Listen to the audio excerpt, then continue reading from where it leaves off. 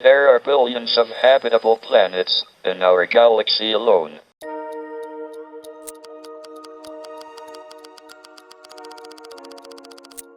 The James Webb Space Telescope is shaping up to be one of the most significant breakthroughs for humankind regarding space observation. Being far more powerful than all other space telescopes ever launched by humans, the scientific community has high hopes.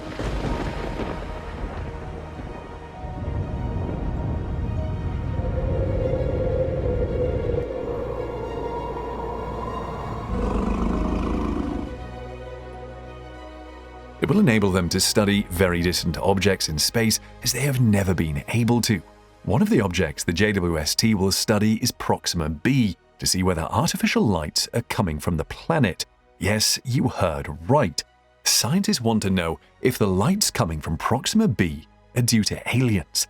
What will the JWST see when it focuses on the exoplanet, and how does it affect you? Join us as we dive into the James Webb Artificial Lights discovery on Proxima b that changes everything.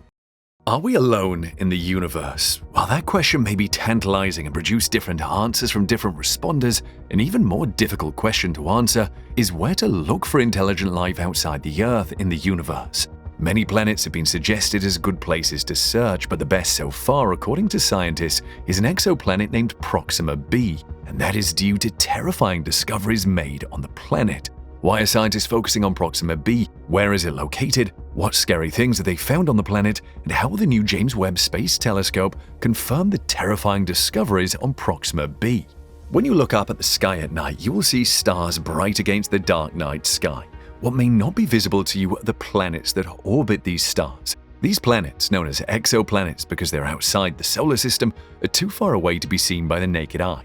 But there is another reason why they are challenging to spot even with telescopes, which you'll see in this video. However, these distant planets may be hiding a secret: alien life. Some of these exoplanets are located where scientists suspect it allows them to host life. There has been a lot of interest in these planets, but a lack of equipment has hampered researchers' ability to study them. However, there is a new kid on the block: the new and powerful James Webb Space Telescope. In the search for life outside the Earth, scientists are not too naive to expect to pick up live footage of aliens walking about, even though that would have been a decidedly exciting find. What they do is look for clues of life on these planets. So what exactly tells scientists that living organisms, or potentially aliens, live on a planet? Since its discovery, scientists have focused their search for alien life on Proxima b, whose parent star, Proxima Centauri, is part of an odd stellar trio that astronomers are still struggling to understand.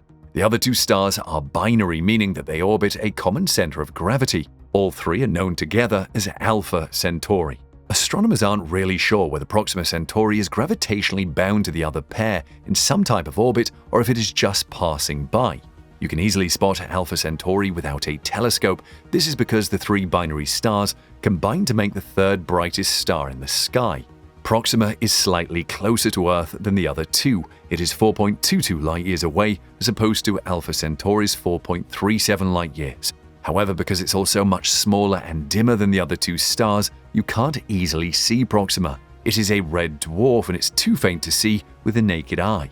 Proxima b's orbit around Proxima's star is very small. The planet orbits its parent star at a distance of 4.6 million miles, or 7.5 million kilometers, which is only 5% of the distance between Earth and the Sun. The Sun is 93 million miles, or about 150 million kilometers, away from our planet. And while our Sun is a bright, massive star in Proxima b's sky, people on Earth need special equipment to be able to see Proxima Centauri. Proxima b is located in the middle of Proxima's habitable zone, a place that allows liquid water to theoretically form on the planet. You would have noticed that compared to our Sun, Proxima Centauri's habitable zone is extremely close to its parent star. The reason is that Proxima is much cooler than the Sun. Proxima b is the closest Earth-like exoplanet scientists have ever found, at just over 4 light-years away. But that does not mean we can send astronauts to it anytime soon, or ever. Traveling to Proxima b with the current technology can take thousands of years, so no emissaries from Earth are heading in that direction yet. Proxima b does not orbit its star in front of us. This means if you were to look at Proxima Centauri head-on, you wouldn't see Proxima b, as it does not pass in front of its star from our perspective. This makes predicting its orbit difficult, and astronomers do not know whether or not Proxima b has a nearly circular or highly elliptical orbit. Astronomers also say if Proxima b did form in its current orbit, it means the planet has not always existed within the habitable zone. Proxima Centauri would have been hotter before becoming a main sequence star, so Proxima b may have formed too close to its star and stayed there for many millions of years. Detecting exoplanets like Proxima b is an extreme sport. This is because they are hard to observe, and scientists have to be very creative to spot them. The first confirmation of an exoplanet was in 1995, but scientists estimate there are trillions of them in our galaxy alone. In fact, they may outnumber stars significantly. Many of them are suspected to be the size of the Earth. The exoplanet discovered in 1995, known as 51 Pegasi b, was a hot gas giant believed to be about half the size of Jupiter.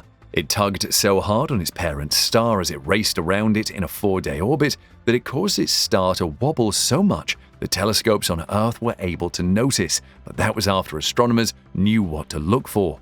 The method used to describe 51 Pegasi b is known as the wobble method. It measures changes in a star's radial velocity. The wavelengths of starlight are alternately squeezed and stretched as a star moves slightly closer, then slightly farther away from us. Those gyrations are caused by gravitational tugs, this way and that, from orbiting planets. Another method of detecting exoplanets is the transit method. It was made popular by the Kepler telescope and involved the telescope fixing its gaze on a part of the sky for years.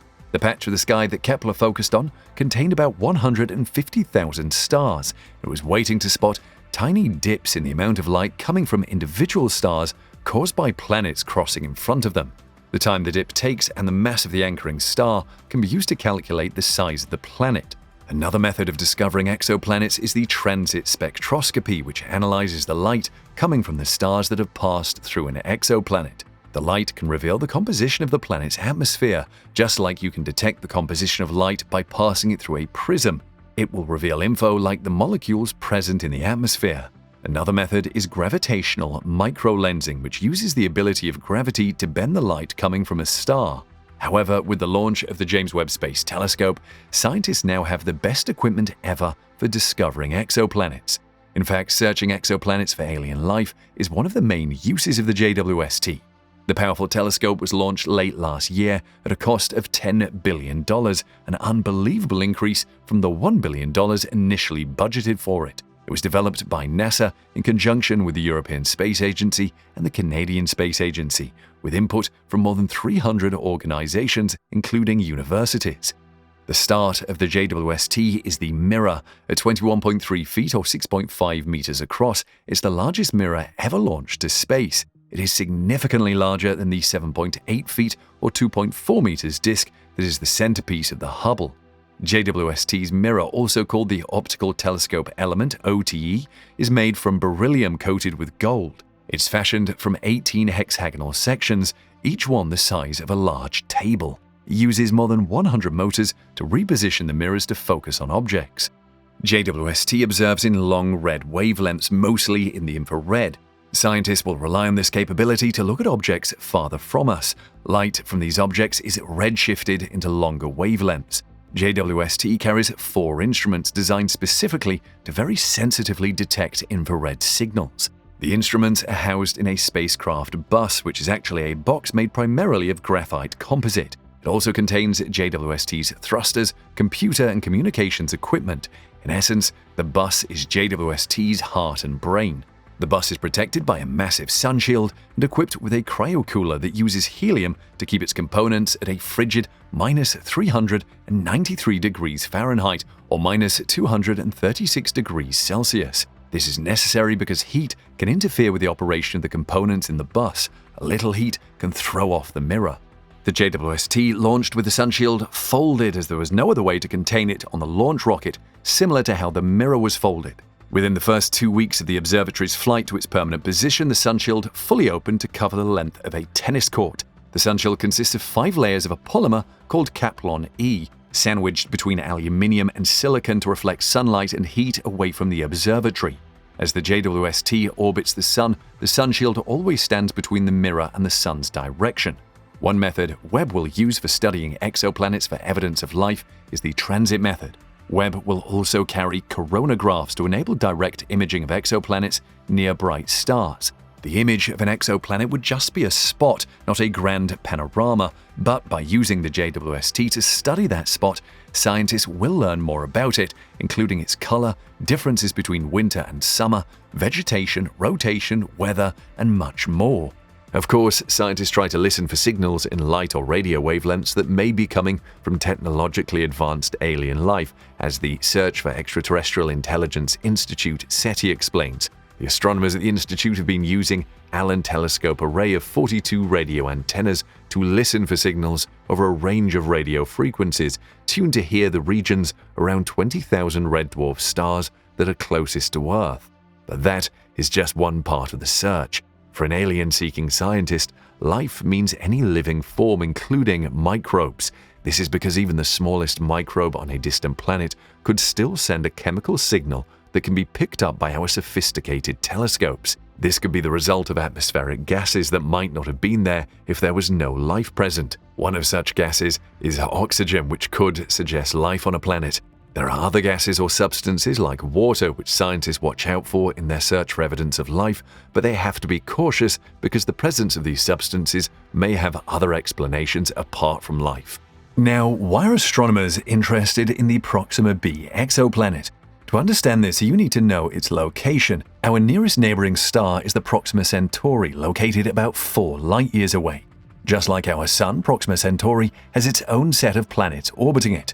One of the planets is the Proxima b. This exoplanet was discovered in 2016 and has intrigued scientists ever since then. Scientists have also discovered Proxima c and Proxima d, although Proxima d is still awaiting confirmation. However, much of the attention has been on Proxima b for good reasons. Because the planet orbits right in the middle of its star's habitable zone, it's possible that liquid water and potentially even life could exist there.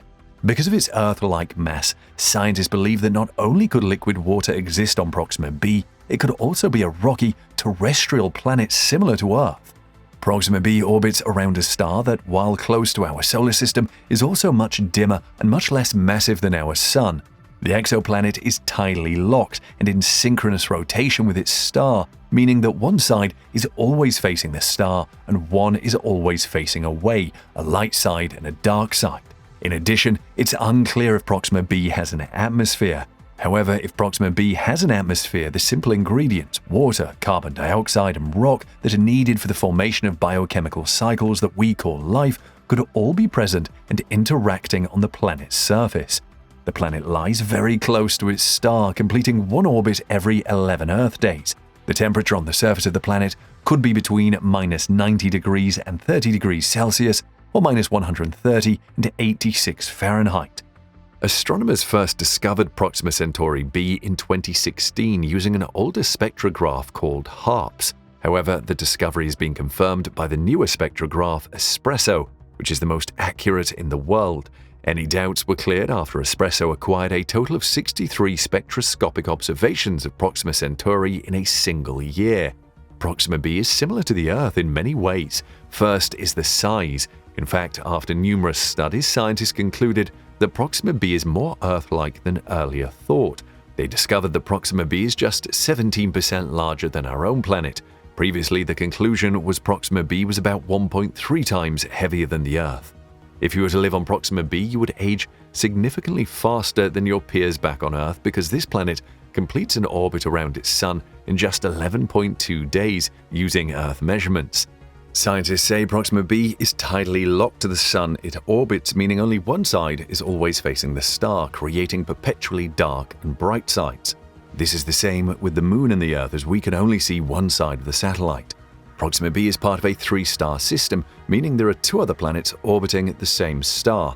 However, the 2 other planets are more difficult to study because they do not transit in front of Proxima Centauri. In fact, they were detected using the radial velocity method, where the planet's gravity causes a slight wobble in the star's motion.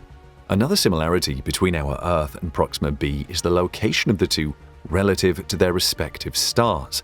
Both of them inhabit the Goldilocks zone of their individual stars. The Goldilocks zone refers to the part of the area surrounding a star that can possibly allow life to survive.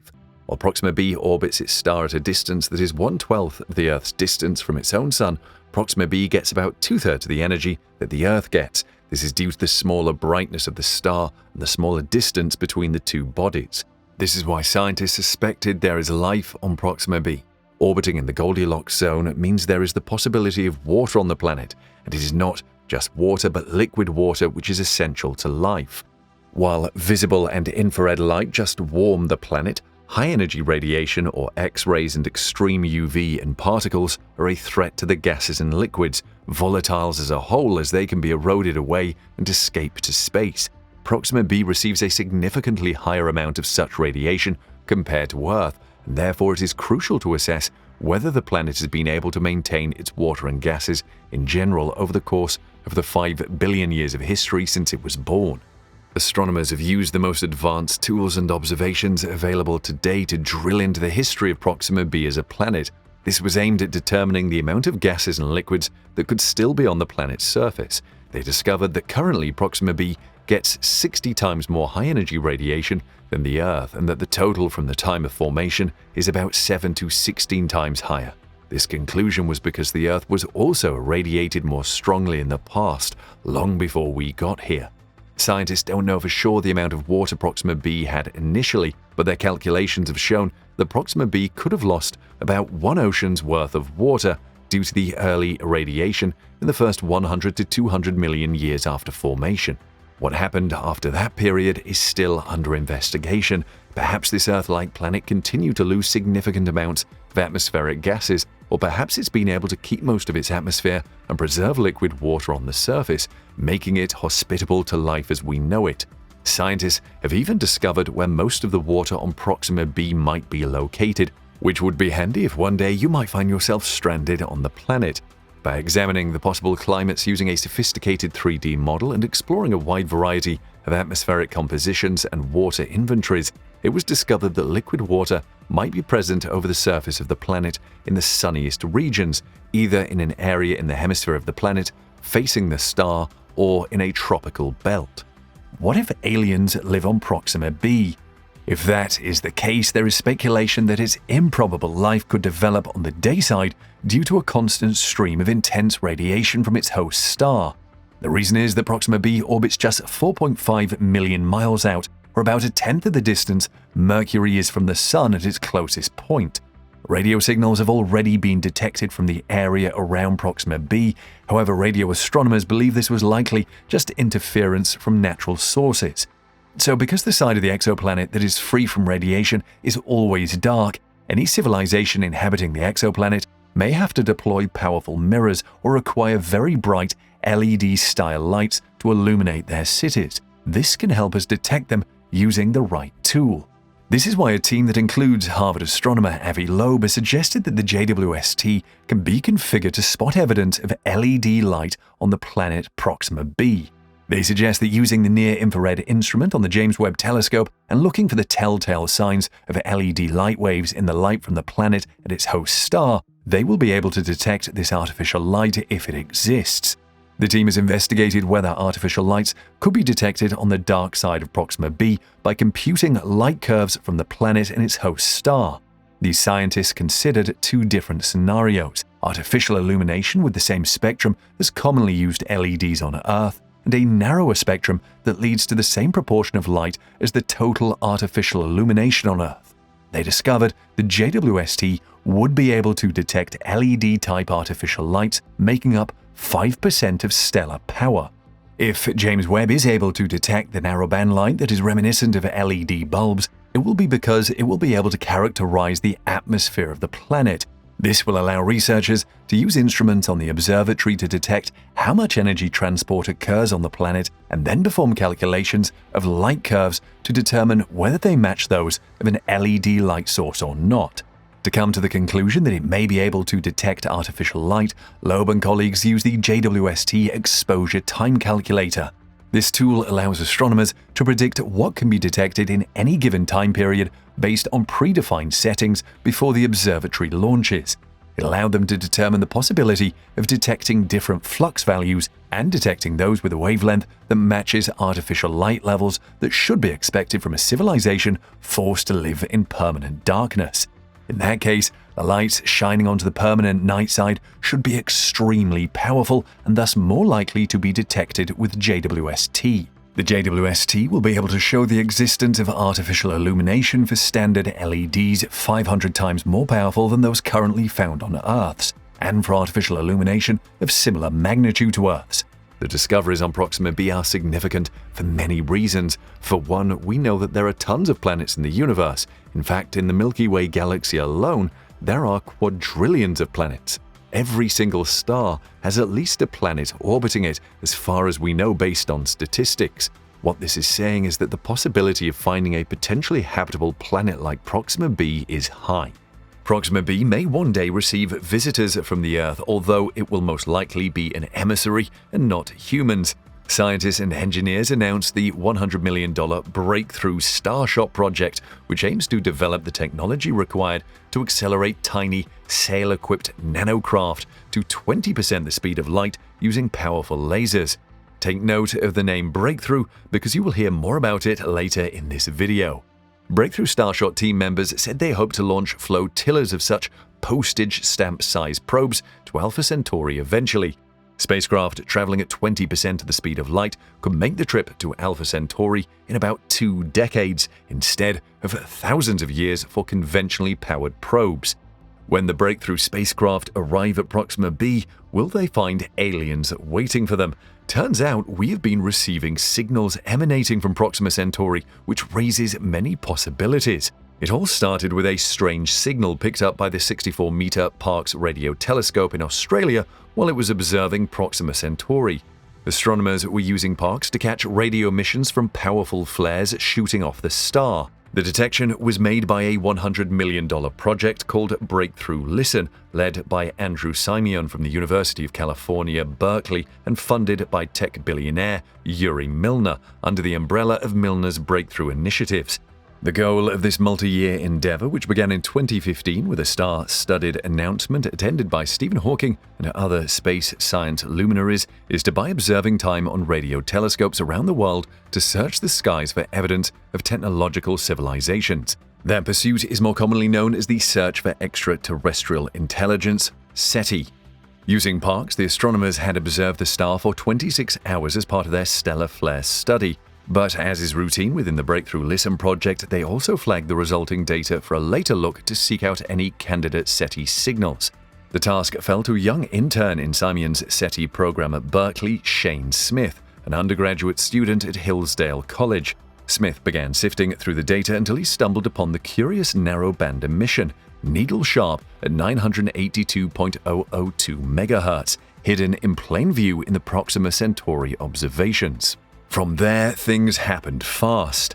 It's the most exciting signal that we've found in the Breakthrough Listen project because we haven't had a signal jump through this many of our filters before, says Sophia Sheikh from Penn State University, who helmed the subsequent analysis of the signal for Breakthrough Listen. Soon the team began calling the signal by a more formal name, BLC-1, for Breakthrough Listen Candidate 1.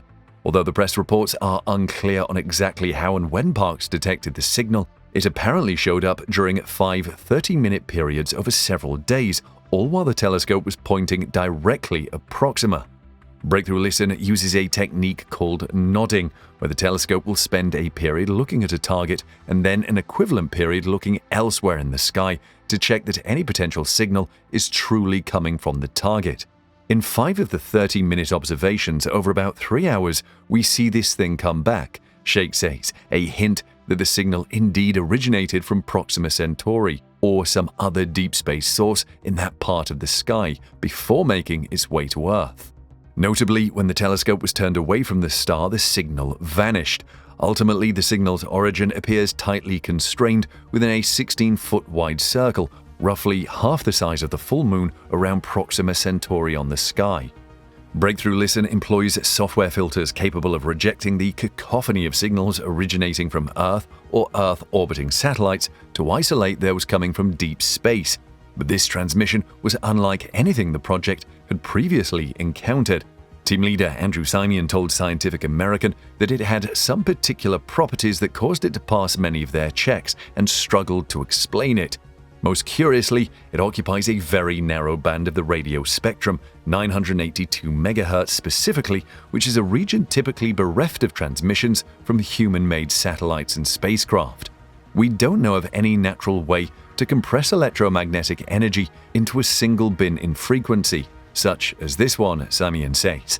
Perhaps, he says, some as-yet unknown exotic quirk of plasma physics could be a natural explanation for the tantalizingly concentrated radio waves.